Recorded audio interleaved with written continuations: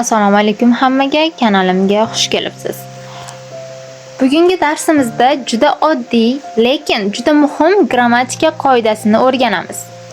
Ko'pchilik va n artikellarini qayerda ishlatishni adashtiradi. Aslida esa qoida juda oson.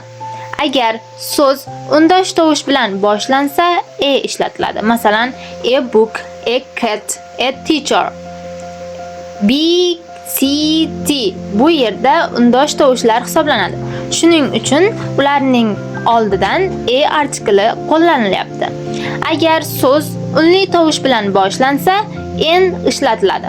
Masalan, an apple, an egg, an orange.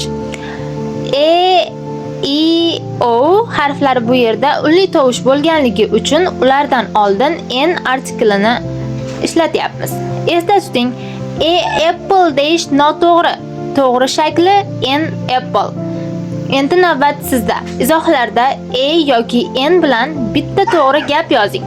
Shunga o'xshash sodda va foydali ingliz tili darslarini o'tkazib yubormaslik uchun sahifamni kuzatib boring. Keyingi darsda ko'rishguncha, see you soon, dears.